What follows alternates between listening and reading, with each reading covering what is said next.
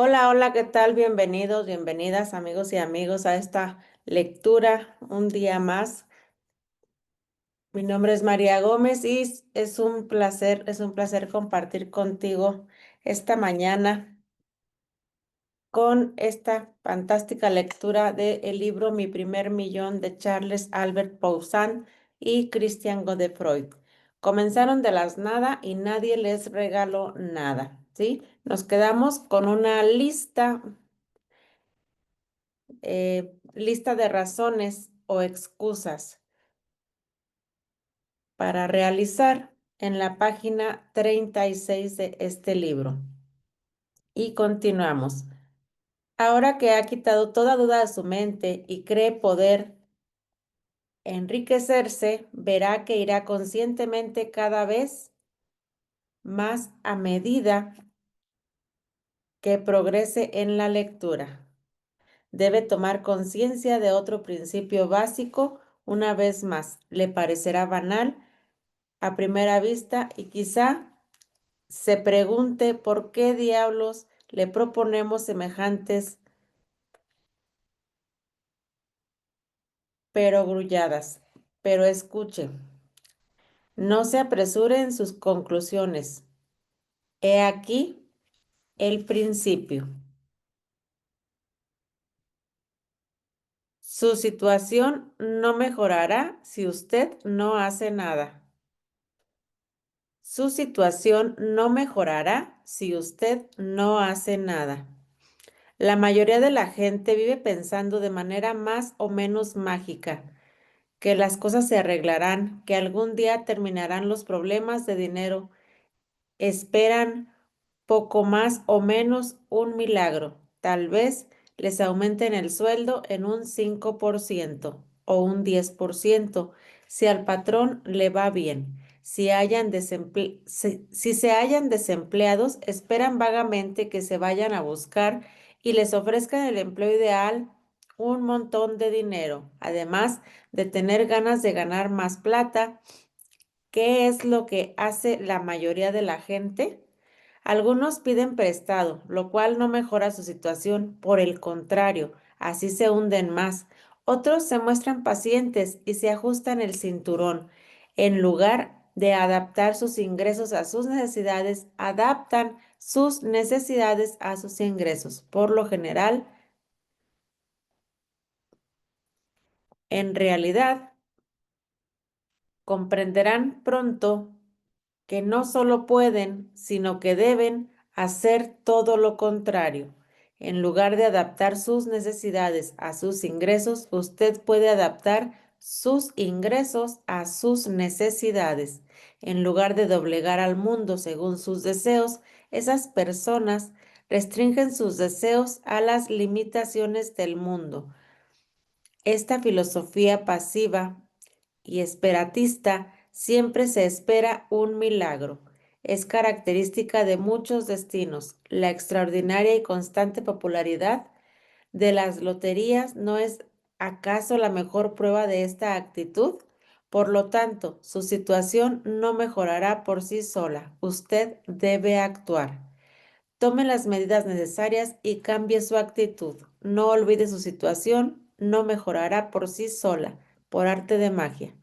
No lo olvide, su situación no mejorará por sí sola, por arte de magia. Para mejorar su situación económica, para conseguir un empleo, si usted está desempleado, para obtener un aumento de sueldo, para doblar rápidamente sus ingresos o para hacerse millonario, o por qué no, archimillonario, es una condición esencial, desear ardientemente una mejoría. Esto debe convertirse en eso que algunos autores denominan su objeción magnífica. Un deseo poderoso ejerce un efecto verdaderamente mágico para atraer el dinero. Además, se puede establecer sin validación la siguiente ecuación. La rapidez y amplitud del éxito son, por lo general, directamente proporcionables de la intensidad y la constancia de su deseo.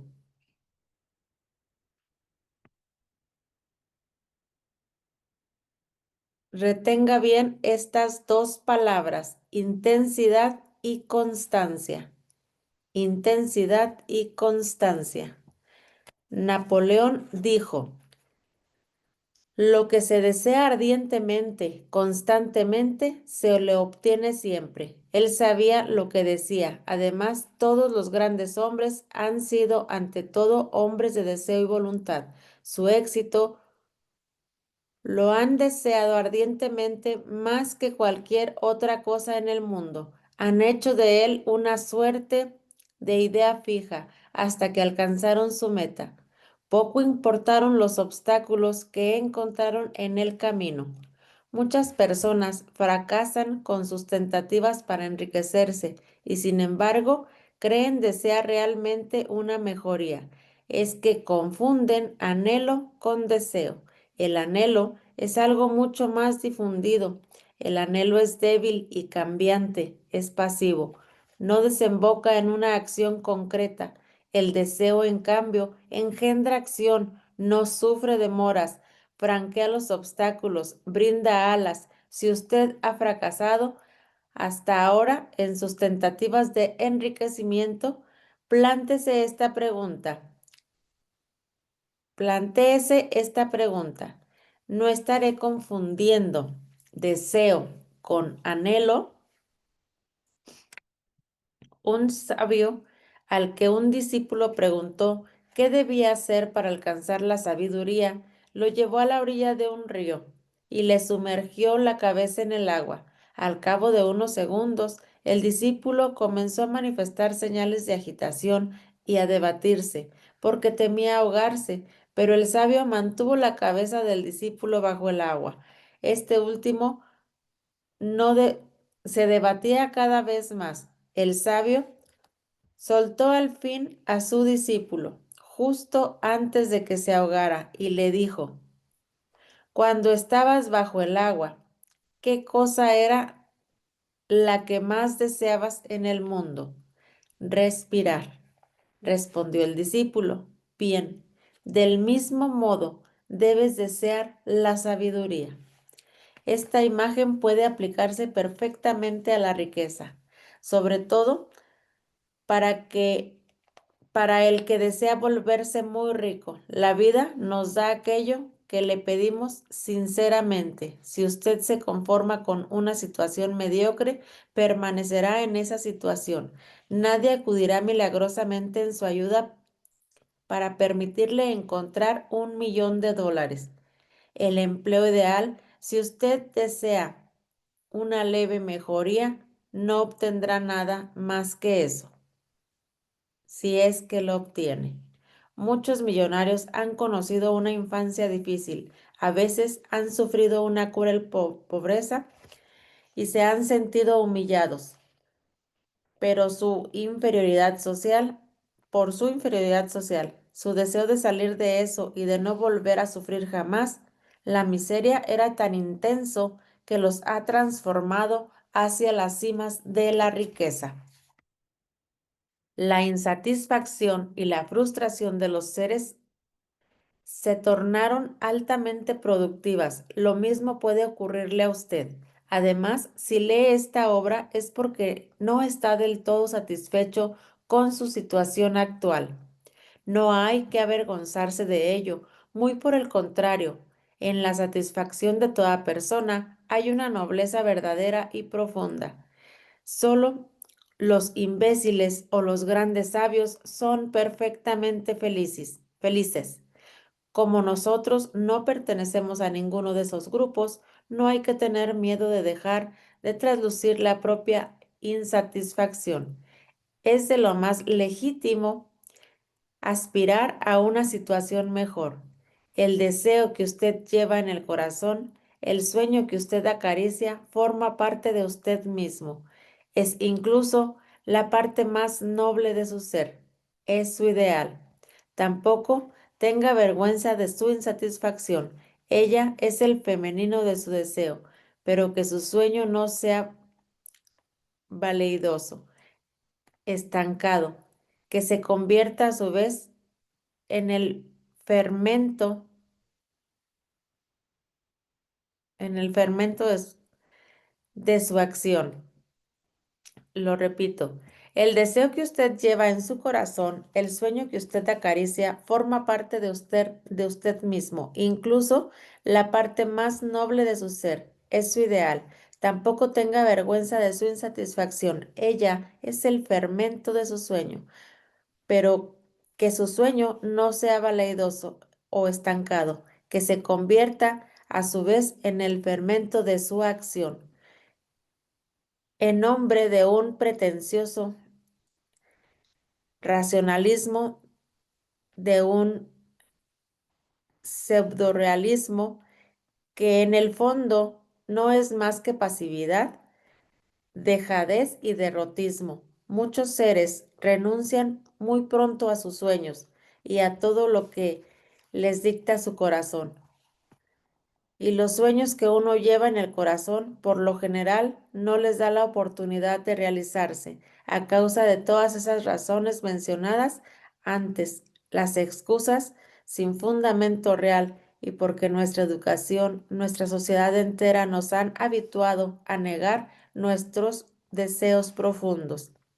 El gran escritor Balzac, que vivió su sueño literario hasta el final, escribió un día esta frase deslumbrante: yo formo parte de la oposición que se llama vida.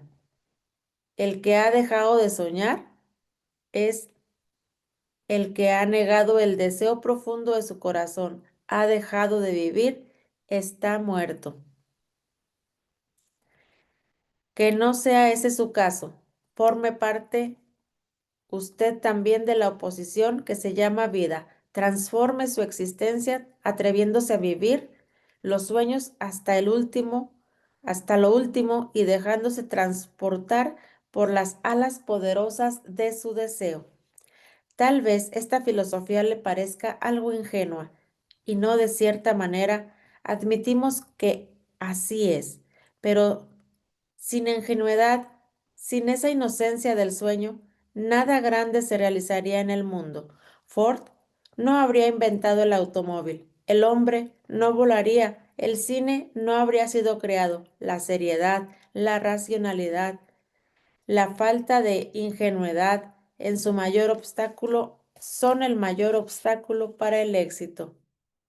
Entendámonos bien, nosotros no predicamos en favor de la extravagancia y la despreocupación, pero el origen de todo gran descubrimiento, de todo éxito excepcional, la vida de los 10 hombres más ricos del mundo, así lo han demostrado. Hubo un sueño, un deseo, y luego a continuación se tornan necesarios la racionalidad y la seriedad, pero pero no hay que poner la carrera antes que los bueyes.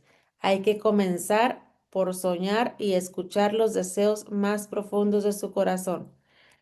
En suma, existen entonces tres condiciones esenciales para enriquecerse. Tres condiciones esenciales para enriquecerse. 1. Creer que uno puede enriquecerse. 2.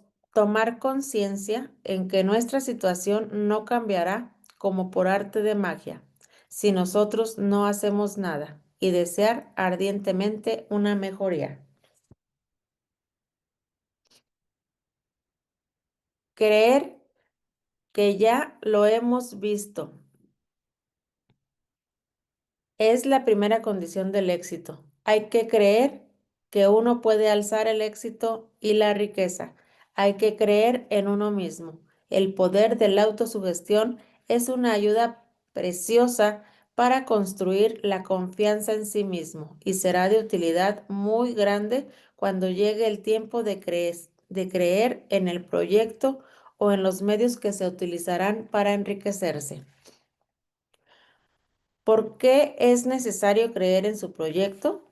simplemente porque si usted no cree, es poco probable que pueda convencer a otros de que crean en él. Además, raramente el éxito se nos ofrece en una bandeja de plata y los obstáculos que superan las dificultades inevitables, los esfuerzos sostenidos, necesitan una buena dosis de fe para llevar el éxito en sus empresas, en sus proyectos, ya sea que trabaje para otro o por su cuenta, usted puede establecer como regla de conducta el siguiente principio. Si usted no cree de veras íntegramente, no se comprometa. Fracasará tarde o temprano. Hace falta una adhesión total de todo su ser para alcanzar el éxito. Esto no significa que el proyecto que usted no cree sea necesariamente malo, pero si usted no cree realmente, no sabrá movilizar las energías que le harían conocer el éxito. Su conocimiento de las leyes mentales le permitirá además comprometerse, le permitirá además comprender por qué cuando usted no cree realmente en un proyecto, el programa al que se somete su subconsciente es equívoco, flojo y a veces hasta contradictorio. Los resultados serán la imagen misma de la programación. La convicción a medias engendra el éxito a medias, el fracaso a medias. La duda encuentra su manifestación en la mediocridad del resultado. Todos los hombres que han triunfado aprendieron a borrar la duda y manifestaron una excepcional facultad de creer. Esto pese a la opinión de los que los rodean. Uno de los más bellos ejemplos de este principio es sin duda el de Henry Ford. Un día soñó con un motor en el cual los 8 cilindros no formarían más que un solo bloque, pero todos sus ingenieros concluyeron que ese proyecto era irrealizable, era imposible. Hágalo, háganlo lo mismo, insistió Ford. Ford era un testarudo y su fe en su motor, al que llamarían V8, era inquebrantable. Pasó un año y todos los ensayos de los que los ingenieros resultarían infructuosos. Sin embargo, un día, como por arte de magia, le resultó la solución a ese problema insoluble. Ford tenía razón al creer, por otra parte, toda su vida es una ilustración del poder de la fe para llegar al éxito. Y bueno,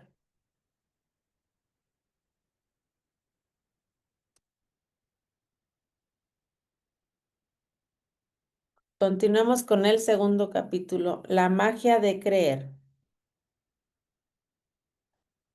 Henry Ford nació el 30 de julio de 1863 en Dearborn, un pequeño pueblo estadounidense de Michigan. Su padre, modesto labrador, no vio la necesidad de hacerlo perseguir sus estudios.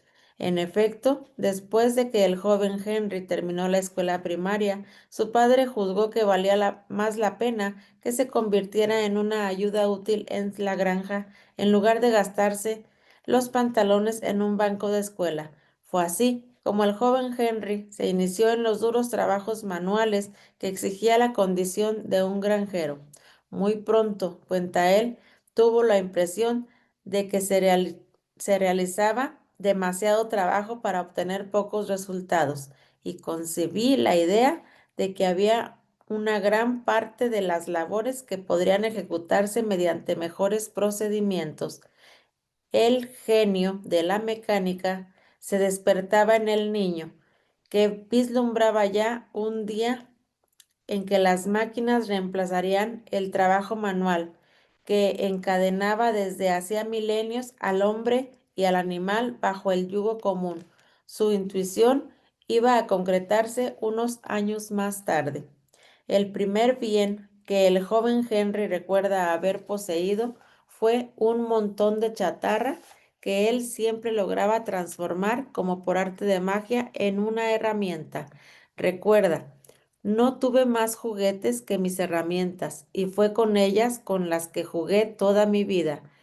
De joven El menor desecho de alguna máquina era para mí un verdadero tesoro.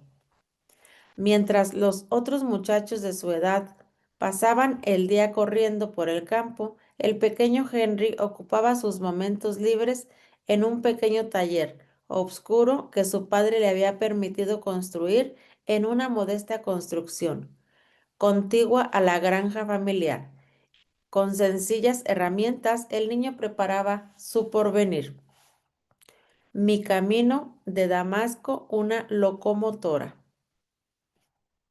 A los 12 años, Henry Ford vivió un acontecimiento que habría de transformar y orientar toda su existencia. Dejemos que sea él quien nos lo relate. A continuación, más memorable, el acontecimiento más memorable de esos años de mi juventud fue ver una locomotora de carretera a 8 millas de Detroit. Un día que había ido con mi padre a esa ciudad, me acuerdo de la locomotora como si la hubiera visto ayer, pues era el primer vehículo de tracción no animal que yo veía.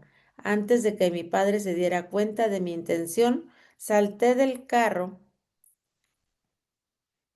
y entablé una conversación con el mecánico. Esa noche no pude cerrar los ojos.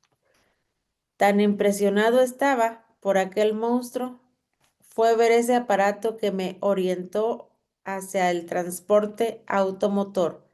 Y desde el instante en que a los 12 años conocí esa máquina, mi gran constante ambición fue construir una máquina que anduviera por las rutas. Ese encuentro fortuito, como se habría comprendido, fue un momento crucial en la vida del muchacho. La idea de crear una máquina rodante le perseguiría en adelante como una magnífica obsesión. Pero la idea de, al realizarlo, a menudo hay un abismo inmenso que atemoriza a la mayoría de las personas y condena a la inacción. Ford no era de la clase de hombres que se dejan intimidar por los eventuales obstáculos. Su filosofía era otra, como lo atestigua la magnífica fórmula. Un trabajo que a uno le interesa jamás es duro y yo nunca dudo de su éxito. Un trabajo que a uno le interesa jamás es duro y yo nunca dudo de su éxito. El joven Henry no llegó a apasionarse por los trabajos de la granja paterna. Yo quería ocuparme de las máquinas, explica a los 17 años. Ya había tomado la decisión, aunque en realidad ya existía en él desde mucho antes. Estaría como aprendiz de mecánico en la fábrica de Dridok. A su padre le cayó muy mal esa decisión, pues veía en su hijo al seguidor natural de la granja familiar. Es más, consideraba que su hijo estaba perdido en el cambio y que los Estados Unidos acababan de encontrar a uno de sus grandes industriales.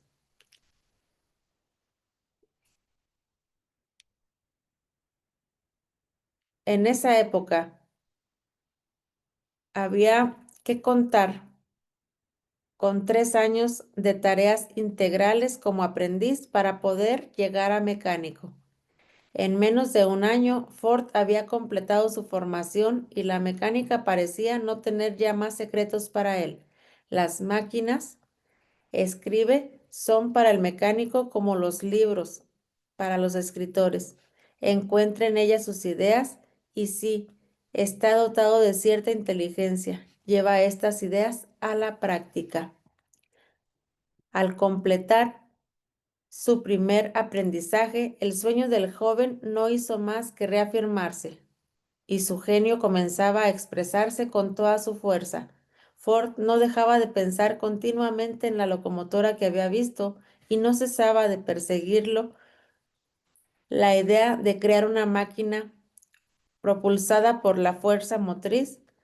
Lo importante es creer que existe el medio, pese a la imposibilidad aparente del principio. Henry Ford creía que había muchos medios.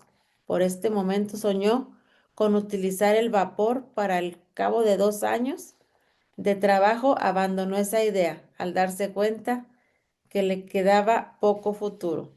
El joven Henry devoraba todas las revistas científicas, pues deseaba saber lo más posible sobre su especialidad, lo cual compensaba con creces el hecho de no haber ido a la escuela.